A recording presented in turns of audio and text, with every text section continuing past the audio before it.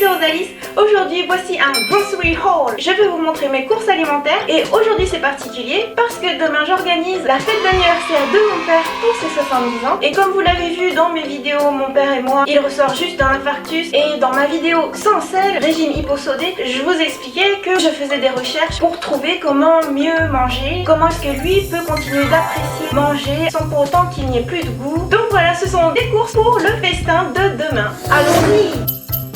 Et pour ça, je suis allée à 3 endroits. Dans un magasin bio, dans une ferme fruitière et dans un supermarché. Dans ce sens-là. Et en fait, je vais vous montrer les produits dans le sens inverse. On va commencer par le supermarché. En faisant plein de recherches sur la nutrition pour mon père, j'ai complètement changé mes habitudes. C'est-à-dire que avant je faisais mes courses en ligne, c'était super pratique, il y a des super applications pour ça. Et ensuite, j'allais chercher les courses et on me les déposait directement dans le coffre de la voiture. C'est trop pratique. Mais alors, dès que vous vous mettez à chercher sans sel, sans sucre, sans gras, enfin, disons avec le minimum possible, c'est juste horrible. Il faut passer des heures à lire les étiquettes, les produits cachés, les appellations différentes par d'autres composants chimiques. Enfin bref, c'est super difficile, c'est chronophage et le résultat n'est pas forcément celui qu'on veut. C'est-à-dire que quand on veut certains bons produits sans que ce soit trop transformé, en fait c'est juste... il n'y en a pas forcément en rayon. En bref, c'est super compliqué. Donc bon bref, j'ai décidé de changer. Au revoir. Et voici les seuls produits que j'ai achetés en supermarché. En l'occurrence, le Géant Casino, c'est beaucoup plus proche de chez moi. Des fraises, c'est rempli de vitamines et j'ai prévu de faire un beau gâteau d'anniversaire. Des myrtilles, c'est rempli de bonnes choses et c'est vraiment très simple à utiliser. Par exemple, pour le petit déjeuner avec ses flocons d'avoine, c'est super. J'avais fait une vidéo là-dessus d'ailleurs. Et également un autre fruit rouge, des framboises. Et c'est tout. Et maintenant, les produits de la ferme fruitière. Alors en fait, c'est un gros hasard. Je partais en direction du Géant Casino et il y avait un panneau qui indiquait réouverture de la ferme fruitière. C'est juste à côté de chez moi. Je savais même pas qu'il y avait une ferme fruitière, donc du coup c'était l'occasion de découvrir. Et en fait c'est trop bien si vous habitez à Nantes. La ferme fruitière de la Hautière, c'est vraiment super. Ça a été entièrement refait, c'est très sympa et les produits sont super. J'ai pris des tomates cerises. À une époque, mon chéri ne mangeait que ça d'ailleurs. C'était la base de son alimentation. Le fait que je fasse des recherches et que je me tourne plus vers les fruits et légumes frais, c'est une grande source de joie pour mon chéri parce qu'il a toujours adoré les fruits et légumes. Donc du coup, c'est la fête tous les jours pour lui. Tant mieux, hein. Une belle mangue, des avocats, plein d'avocats. Il y a vraiment énormément de bonnes recettes goûteuses à faire grâce à la texture crémeuse des avocats et en même temps grâce à toutes ces bonnes vitamines. Ça en fait vraiment une super base pour l'alimentation, c'est génial. J'ai plein de recettes à vous montrer, des épinards, plein d'épinards. Je vise des aliments de plein de couleurs et particulièrement en vert. Et alors dans cette ferme fruitière, ils ont cette forme là, ils sont encore pleins de terre. Les feuilles sont vraiment superbes, il faudra que je les lave bien. Des oignons et ma nouvelle super résolution c'est de prendre de l'ail frais. J'ai toujours un peu cuisiné à la citadine ultra pressée et donc je prenais de l'ail en poudre déjà préfait et certainement mélangé avec du sel ou plein de choses, que sais-je. Du coup je prends de l'ail bien frais. Un brocoli, ça va très bien avec le quinoa par exemple. Et c'est marrant parce qu'en fait dans cette ferme fruitière, il la pré-découpe en dessous là. Toute la tige, ma mère par exemple la prépare, elle épluche la partie dure et on mange le cœur dans... ah je sais pas comment on appelle ça en français. Coiffe, latin, pâte de riz sauté aux légumes, un truc comme ça. Bon enfin bref.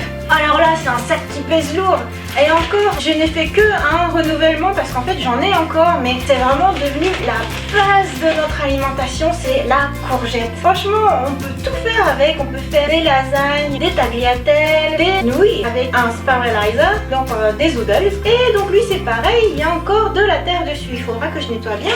Un concombre, alors là je suis trop contente, ils avaient de la patate douce. J'ai appris à aimer ça au Japon parce qu'il y en a fraîchement cuit au feu de bois, dans la rue, dans les petites échoppes ou même dans les supermarchés. C'est juste trop bon et c'est rempli de bêta-carotène, très bon pour la peau notamment et c'est super simple à préparer. Des poivrons, je vais surtout m'en servir comme récipient, un peu comme pour faire des petits farcis. Plein de tomates et celles-ci elles sont super bonnes. Alors là c'est la petite tentative de mon chéri, des Fuji, cultivées donc juste à côté de chez nous en région nantaise. Elles sont minuscules. Les Fuji japonaises, les authentiques, elles sont énormes. Voilà la taille d'une Fuji française. Une Fuji japonaise, ça fait ça. Ça fait double voire triple du volume. Bon, j'ai hâte de découvrir quel goût ça a. Du basilic, ça parfume plein de sauces. Il suffit de mixer le basilic, un petit peu de citron et paf, ça vous fait tout de suite une super bonne sauce. À la place de mettre plein de sel ou plein de sucre ou plein de monosodium de glutamate ou plein d'arômes. Le basilic, c'est super. Du paprika doux et de la vanille en poudre. Bon, je vous montre juste, mais mon chéri a craqué sur les pots de confiture aussi. Et voilà pour les produits de la ferme fruitière. Ça faisait beaucoup. Il a fallu prendre des cagettes et tout porter. Mais bon, c'était super comme expérience. Je pense qu'on y retournera assez souvent. Plus souvent qu'au supermarché pour ce qui est des fruits et légumes en tout cas. Et maintenant les produits de l'épicerie bio. Alors c'est pas vraiment une épicerie, c'est plutôt un grand magasin. C'est super parce que là-bas, je trouve que c'est super lisible. On voit tout de suite le prix au kilo des aliments, la composition. Par exemple, pour les flocons d'avoine, ce sera 100% flocons d'avoine, il n'y a plus qu'à prendre. Plutôt que de regarder 5 ou 10 marques de produits industriels où en fait les flocons d'avoine sont mélangés parfois avec du sel, de l'huile, d'autres graines. Ah mais moi je veux juste des flocons d'avoine. Bon bref, là-bas c'est super pratique. Ce que j'ai pris là-bas, alors vous allez voir, il y a plein de papier. Moi j'ai surtout pris des produits sans emballage et j'ai pris des petits sacs pour contenir chaque produit différent. Mais il précise bien que ces sacs sont compostables, ça ne pollue pas la planète de la même manière qu'un sac plastique classique. Donc voilà, des dates. C'est fantastique, ce fruit est vraiment génial pour sucrer naturellement des jus ou dans mon cas j'aime bien m'en servir comme base pour la croûte de gâteau. Mais je vous montrerai ça dans une prochaine recette. Alors ça, il y en a beaucoup aussi. Mon chéri a pris la dose d'orange parce qu'on a pris la bonne habitude désormais de se faire de l'orange pressée fraîche. Alors orange ou mandarine, citron. Commencez la matinée par un bon verre d'agrumes, ça donne du peps et c'est très bon pour le transit. Mon chéri a choisi cette variété de pommes, mais c'était juste avant d'aller à la ferme fruitière, donc on ne savait pas encore qu'il allait y avoir des Fuji. Mais bon, c'est très bien, c'est pareil, ça sent bon. Alors tout le reste sert de déco, donc du coup je vais me retourner. Des bananes, plein de bananes. Alors autant en légumes, je vous disais, la base de notre alimentation c'est devenu la courgette, la tomate. Et bien en fruits c'est la banane. On peut tout faire avec, des super crèmes glacées, des super petits déjeuners, des super desserts. Et vraiment avant je n'aimais pas du tout la banane, je préférais les barres de chocolat. Mais maintenant j'ai appris à aimer ça et ça ouvre plein de possibilités. Je vous montrerai ça dans d'autres vidéos. Avocat, j'en avais déjà pris au magasin bio, mais j'en ai repris aussi à la ferme fruitière. De toute manière, il n'y a jamais assez d'avocat parce que ça sert vraiment dans plein de recettes et c'est source de bonne graisse, c'est super. Alors les œufs, je suis très contente parce que du coup j'ai pu choisir des vrais bons œufs. J'essaierai de vous faire la même chose au Japon, mais une fois en France, je trouve que choisir ces produits c'est vraiment compliqué. Sur les étiquettes, on va essayer de vous faire croire qu'ils sont élevés dans de bonnes conditions. En fait, pas du tout. Le bon moyen de voir que les œufs sont bien conçus, c'est de regarder le premier chiffre qu'il y a sur le petit tampon dessus. Et notamment, très souvent, en grande surface, les œufs sont flagués par un 2. Alors que là, c'est un 0. Et c'est vraiment ce qui est recommandé en Occident, en France. Parce qu'au Japon, c'est complètement différent. Les œufs sont tellement bien traités qu'on peut les manger crus sans avoir peur d'attraper une maladie, la salmonelle et tout ça. Voilà, ces œufs-là, c'est super. Et notamment le jaune d'œuf, c'est plein de bonnes choses. Là, je vous ai montré beaucoup de fruits et de légumes et vous pourriez vous dire « Ah, elle est devenue végétarienne, végane, végétalienne ou que sais-je encore ». Par préférence, je vais prendre beaucoup de produits frais comme ça parce que c'est un peu le meilleur moyen de fuir tous les additifs en sucre, en sel et en gras. Mais enfin voilà, moi je continue à manger, je suis toujours omnivore. Des pâtes! Oui, parce que comme tout le monde, j'adore les pâtes. Mais j'ai appris que le blé désormais est tellement sélectionné, tellement transformé que c'est pas forcément la meilleure base des choses. Et j'ai trouvé ces pâtes-là qui sont 100% pois chiches, 100% lentilles et du coup 0% farine de blé, ou sel, huile de tournesol, etc.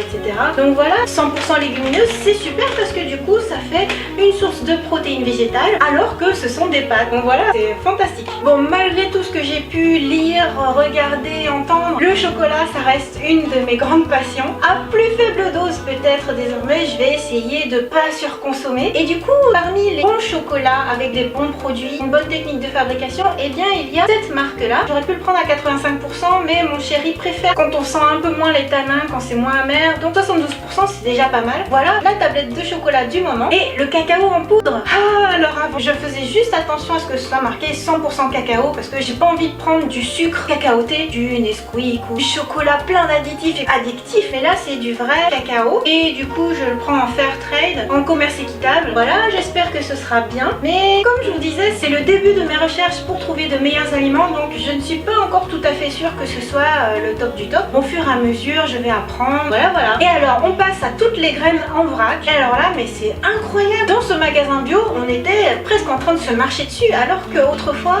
à part le riz dans ma famille, on l'a toujours pris en gros sac et on en mange tout le temps. Ça fait partie du quotidien. J'ai jamais trop pris de gros stocks de graines ou de choses comme ça. Et notamment, je mangeais jamais d'amandes ou de noix de pécan, noix de cajou, des trucs comme ça, à part à l'intérieur d'un Snickers ou je sais pas, dans un Ferrero Rocher.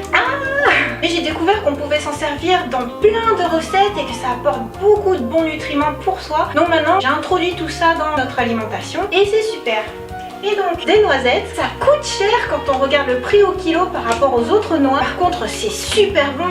Donc du coup pour l'anniversaire de mon père, pour la base de ma recette de gâteau, je vais m'en servir parce que c'est juste délicieux, plein de bonnes choses. Des amandes, il suffit d'être équipé d'un mixeur et on peut faire plein de choses avec. C'est vraiment fantastique. En fait j'ai un peu arrêté d'utiliser de la farine préfaite et tout ça. Et j'utilise énormément les amandes juste décortiquées comme ça. Surtout pas salées ou que sais-je encore. Les noix de cajou c'est super, c'est le moins cher et c'est pareil, on peut s'en servir dans plein de choses et notamment dans les sauces pour accompagner les pâtes ou aussi dans la pâtisserie. C'est un super bon ami. Parmi les choses que je ne mangeais jamais avant et que limite je me dis, je sais pas pourquoi certains médias ou je sais pas dans la pensée collective, je croyais que le quinoa, voilà, c'était un peu snob, on sait pas ce que c'est un espèce de soja ou que sais-je. Et ben en fait j'ai découvert que c'est super bon et en fait ça apporte de la protéine. On peut s'en servir de manière très simple dans plein de salades, ça s'agrémente super facilement, c'est vraiment sain. Pas si cher que ça en plus. Alors ça je suis trop contente d'en avoir trouvé dans les drives de grande surface, tout simplement j'en ai pas trouvé. C'est le haricot rouge. Pour moi ça me rappelle tous les desserts japonais, les wagashi, le cœur de daifuku. Même en France je vais pouvoir en préparer, c'est trop bien. Des pois chiches et des lentilles. Alors je ne peux pas vous en dire grand chose parce que c'est la première fois que j'en prends et j'espère que ce sera bon. Et bien sûr mon chouchou, des flocons d'avoine. Alors je vais quand même ouvrir.